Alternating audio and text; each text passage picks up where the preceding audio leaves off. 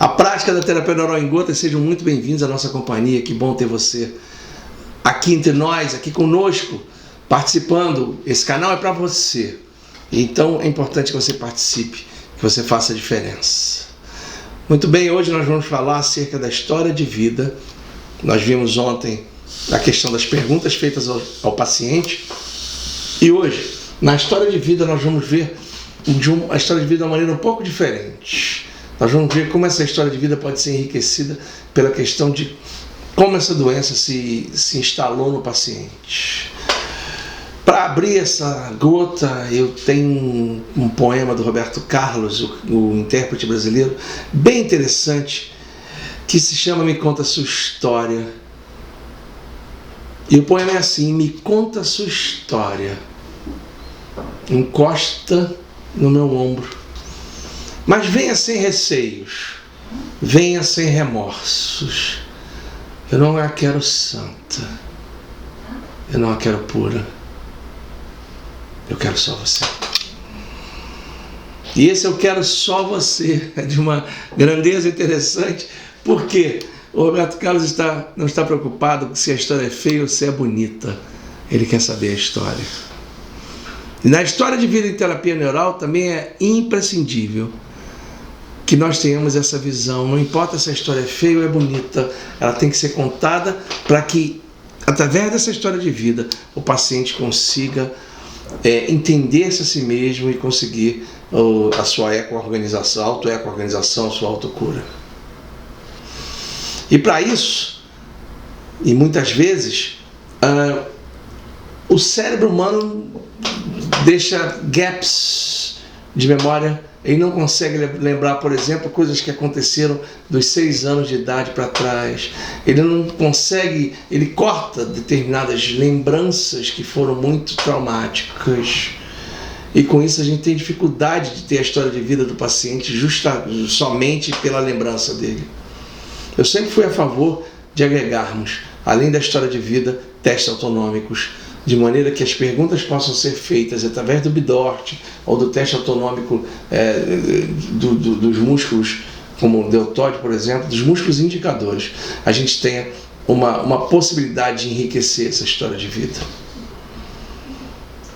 Essa história de vida pode estar guardada, as memórias dessa história podem estar guardadas em gânglios autonômicos, podem estar guardadas nas fáscias, podem estar guardadas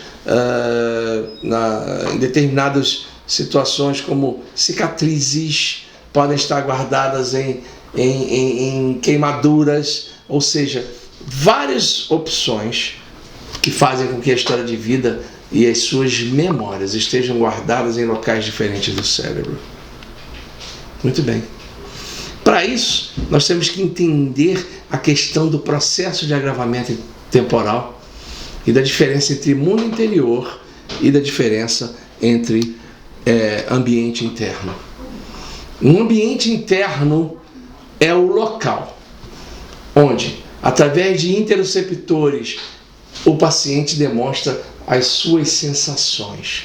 Muitas vezes as suas sensações podem estar ligadas a emoções, porque os órgãos, de alguma forma, têm ligação com as emoções. E esse ambiente interno sendo monitorado por interoceptores me mostra, por exemplo, que eu tenho vontade de ir ao banheiro fazer minhas necessidades, ou eu necessito, ou eu tive uma dor, por exemplo, como uma cólica, como mulheres têm. Esses interoceptores são elementos que fazem com que haja um conhecimento do paciente acerca do que está acontecendo dentro dele. Esse é o ambiente interno. Diferente do mundo interior, que, ao invés de trabalhar com interoceptores, o mundo interior trabalha justamente com como o sistema límbico me vê, ou como eu me vejo através do sistema límbico.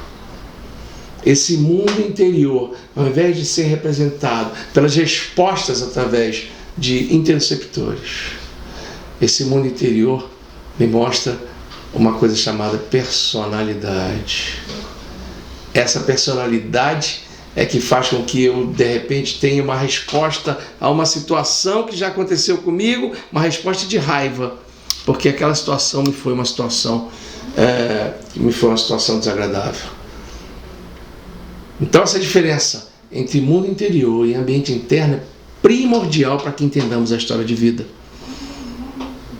E na próxima vez, amanhã, a gente vai ver como essa história de vida pode ser melhorada através do processo de agravamento temporal e do entendimento de como, durante o tempo, ΔT, tempo-espaço, ocorrem os problemas para que nós possamos entender o nosso paciente melhor.